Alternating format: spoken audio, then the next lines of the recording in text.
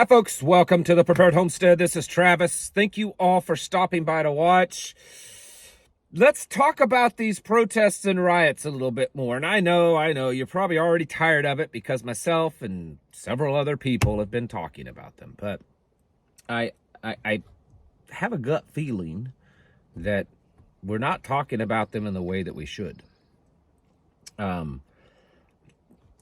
They're happening on a bigger scale, broader scale than it's really being reported. If you were just to be watching the mainstream news, they're really not talking about it much. They're downplaying it a lot, even local news of where some of these protests are happening. It's not even just like the national news like CNN or MSNBC or even Fox.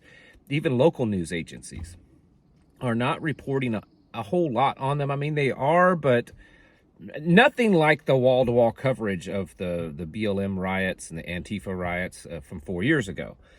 And so I think a lot of people are seeing them as, it's not as big. And I will admit that on certain vectors, it's not as big. I mean, we're not seeing buildings being torched and burned to the ground and massive looting.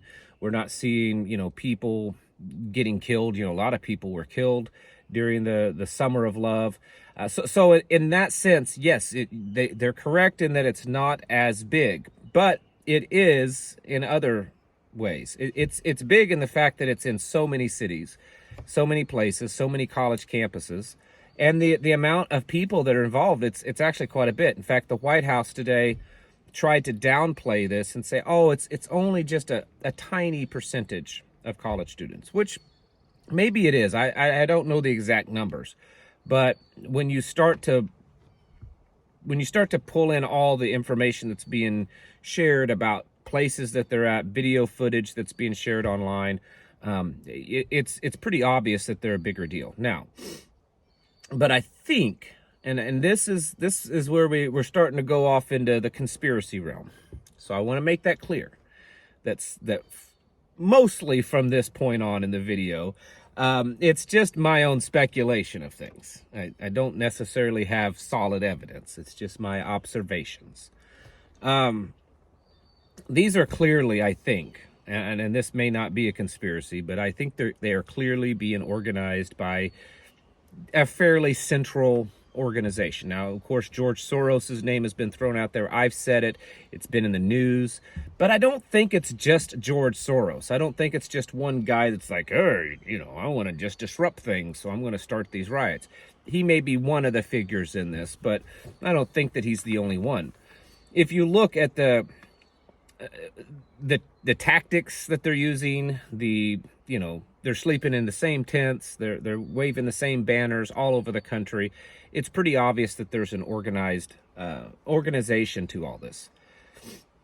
But I don't know that everyone's quite tuned in on the purpose of this. That's where I think this is different. And I think that, in my opinion, the purpose of this makes this probably way worse than the BLM riots. I don't think that the purpose of this is just to shine light on the plight of the Gazan people and what's going on in Israel and Palestine, all those areas. I don't think it's just that. I mean, that's the tool, that's the thing that's motivating people. And the average person on the ground in these protests, while they don't really understand what they're protesting for, that's what they would say. But I don't think it's just to disrupt things. I don't think it's just to kind of get things going. I think that it's possible that what we're seeing with these is a test. And this is where we start to really go off into the theories. They've had 4 years to work on they're perfecting their tactics or improving their tactics. Remember back 4 years ago, especially with Antifa, a lot of folks in our camp on the conservative side, we were making fun of them. They all looked ridiculous. They didn't know what they were doing. They were just being violent. There was no like militaristic type of tactics to what they were doing. And I saw so many comments and posts about, oh yeah, you know, you get a bunch of veterans in there or something like that, and they'd mow over the top of them, that kind of thing. And I'm not saying that they're wrong. I'm not saying that the people that were saying that was wrong. I'm just saying that that was the sentiment. And I have made a few videos over the last 4 years, at least 2 or 3, that I've talked about that there's evidence that a lot of these groups, especially since 2020, have been getting professional training. And there have been times, if you remember back over the last year or two, where there were transgender, you know, things at restaurants and different things, you know, for children, story time, things like that. A lot of times Antifa would show up and be the protection, be the security. And while many times their appearance or how they were holding a weapon or standing or the equipment kind of was laughable, there was definite, I believe, evidence seen in some of those cases that someone was getting some training. It may not have been the best. They may not have been, you know, special forces, but they were getting some training. They looked better than what they had back in 2020.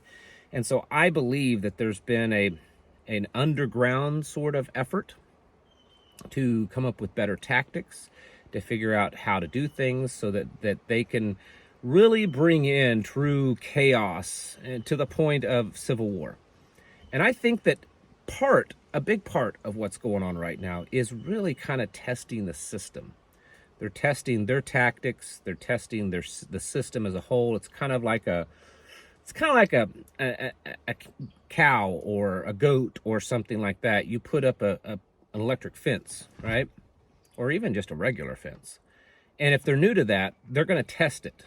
For those of you that raise any kind of livestock, you know what I'm saying. You put a fence up. You put up a new fence that they're not used to having there. They don't just see that fence and say, oh, well, there's a fence there. I guess I can't do anything. They're going to test that fence. They're going to go up there and push against it. They're going to try to go through it. Even if it's electric, they're going to get shocked a few times. And then they will finally, it's called training them, right? Training them to be in that fence. And then they'll finally figure it out. Okay, we know what the fence is for. I think that right now they're testing the fence. Now, I don't have a lot of solid evidence, but I think that that's what's going on. I think we're watching the fence being tested. And just based on the fact that what's going on right now looks way more organized than what was happening back in 2020. I mean, there was certainly organization to what was going on back then. But I think there's a lot more organization happening right now. I think there's a lot more, you know, there's been a lot more planning into this. It didn't just organically start out of nowhere. I mean, the stuff that's been going on between Israel and Gaza has been going on for a few months. So why did it happen till now? You know, why did they wait until just recently for this to start happening? It's because they've been planning on this. They've been waiting for the right time. They've been getting all their ducks in a row. And I believe that this is kind of a test. They're testing the law enforcement. They're testing the people. They're testing the courts. And they're also testing their control over the media, I think, because there's not been a lot talked about it. And we're not seeing a ton of pushback with just the people. You know, with the 2020 thing, you were seeing, you know, little militias and other patriot type groups that were showing up and trying to counter protest. We're not seeing a ton of counter protests. I mean, there are some, but not a lot. And I don't know. I have a gut feeling. That's the best that I can give you. I have a gut feeling that this is a test. Testing the system, testing the fence, because they have something bigger planned before and most likely after the election. And I think it's that way regardless of who gets elected. I mean, there's a certain level that people already know who's going to be the next president, whether it's Joe Biden or Donald Trump or someone else. They know, okay? It's already been chosen and selected and picked. And so for on our end, whoever gets elected, what's happening now is going to be beneficial to the globalists, to the ones that want the chaos and confusion. And so I think that this is kind of, it's multifaceted. Yes, it's causing disruption. It's getting people riled up. Probably the closer we get to election, we'll see other things happening, and it's quite possible that whatever, you know, big shoe that's going to drop will come out of the fact that they've been playing around with this. They've been testing their tactics. Right now, it almost feels like it's a war game. It really does. What's happening right now? While it's definitely heating up, there's definitely been violence. There's people that's been hurt by this. It's got a staged feel to it to me.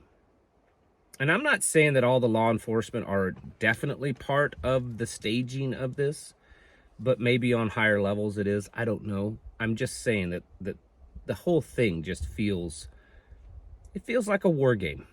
It feels like that this was all planned out and that they're just kind of testing the system. And at some point, and there may be a kind of a lull, there may be, you know, these protests may kind of fade away just in time for the election and then something new to happen. I don't know. I don't know how it's going to work out. And I could be wrong, but I just think that we're seeing a plan put into action is what I'm saying.